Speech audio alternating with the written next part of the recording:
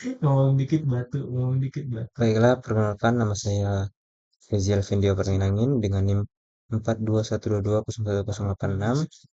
Di sini saya akan mengajarkan segmen akhir semester atau kuliah desain sistem mekatronika. Di sini dengan dosen pengampu Bapak Diono. Nah, di sini terdapat soal buatlah video yang sedang mempresentasikan desain mekanik diutamakan. Desain mekanik diutamakan.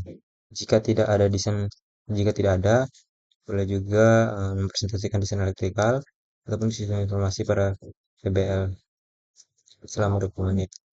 Dan ketentuan format awal video, nama, NIM, kelas, judul desain, visi utama, jelaskan mengapa Anda memilih desain tersebut, jelaskan berdasarkan teoritis, bukan berdasarkan perkiraan Anda sendiri. Jika PBL di tim bersama, maka mahasiswa wajib mempresentasikan hal yang lainnya. Tidak boleh sama. Jika video diupload di YouTube secara publik, upload di ini hanya link YouTube saja. Baiklah, di sini saya akan menjelaskan pertama yaitu di sini terdapat judul. Slide pertama terdapat judul dari proyek kami yaitu Smart Laboratory berbasis IoT dengan kode PBL MK 62255P. Nah, di Smart Laboratory berbasis IoT sini kami mengambil yaitu adalah Smart Door Lock berbasis voice recognition, yaitu adalah sebuah sistem yang dapat memberikan akses ke dalam ruangan laboratorium menggunakan suara. Nah, adapun breakdown strukturnya yaitu yang ada Pak Adlian sebagai manajer proyek kami, ada saya sebagai ketua dan programmer, ada juga Kolong Siahan mahasiswa semester 4 sebagai elektrikal dalam proyek kami dan juga Karnavaro sebagai mekanika. Nah, tujuan dari proyek ini yaitu kami ingin membuat keamanan laboratorium menjadi prioritas pertama kami. Di sini akses dari sistem smart laboratorium ini menggunakan pengenalan suara. Jadi apabila suara orang dapat dikenali ataupun orang yang memiliki akses dapat masuk ke dalam laboratorium hanya menggunakan suara tanpa ada sentuhan fisik maupun kunci ataupun kartu gitu. Nah, di sini mungkin di sini terdapat perubahan terhadap proses. Di sini kami pure hanya menggunakan software Arduino IDE. Jadi programnya itu kami dapat training data suara melalui website dan kami akan mengucapkan open the door sebanyak 3 kali. Lalu sistem akan melatih data suara tersebut. Lalu juga begitu juga dengan close the door sebanyak 3 kali. Lalu sistem juga akan menyimpan dan melatih data suara tersebut. Nah, jika suara diterima, maka eh, relay akan eh, relay akan memberi sinyal dan membuat magnetic door lock ini akan terbuka gitu. Dan jika tidak, maka akses reject, akses ditolak dan terdapat display di LCD bahwasanya akses tersebut ditolak gitu.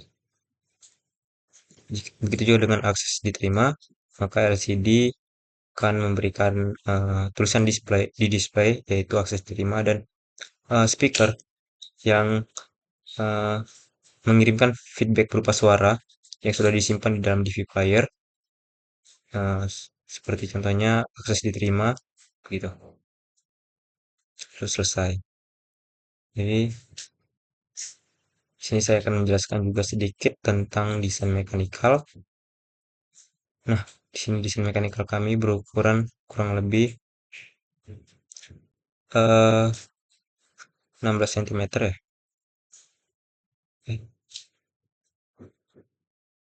ya 16 cm, lalu juga dengan lebar 9,5 cm. Nah, di sini terdapat LCD display yang akan menampilkan status bahwasanya apakah pintu tersebut terbuka, terkunci, ataupun sedang standby. Lalu terdapat mikrofon. Di sini adalah eh, sini juga terdapat modul voice recognition yang akan menyimpan suara ketika kita melakukan training data suara.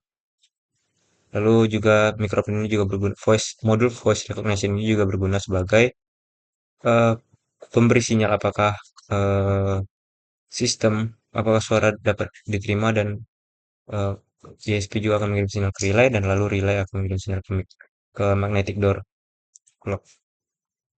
Nah, selanjutnya di sini speaker ini berguna sebagai pengirim feedback berupa suara juga yang sudah disimpan di dalam DV player di mini SD.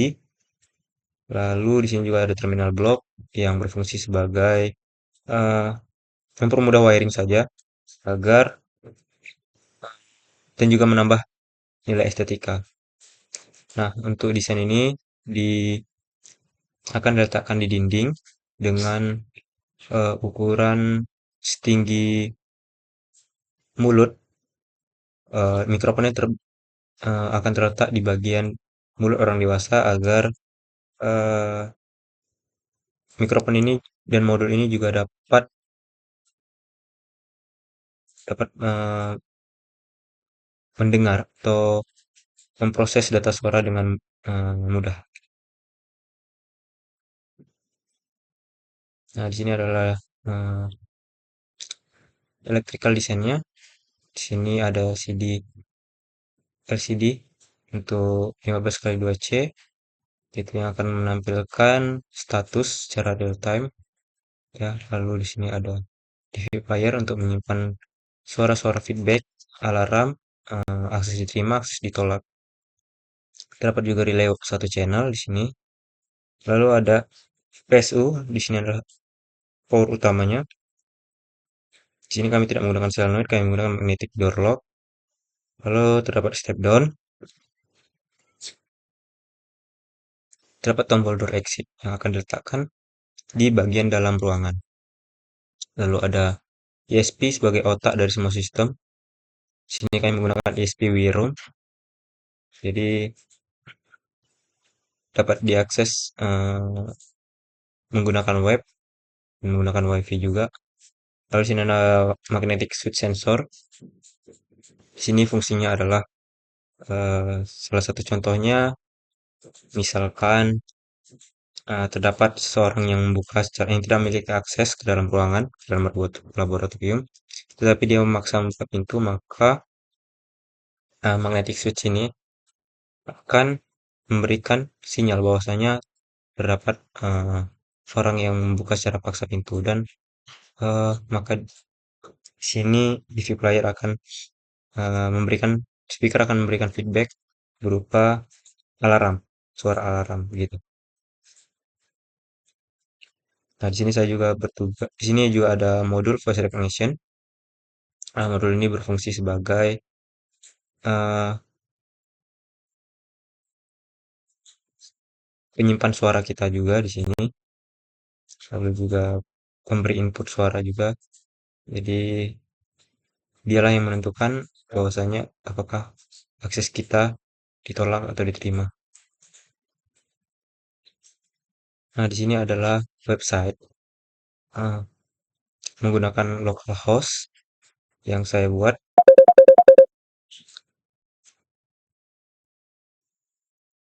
Nah, di sini terdapat hardware status yaitu LCD display, apakah available, lalu menampilkan juga LCD address-nya yaitu ada di 0x27,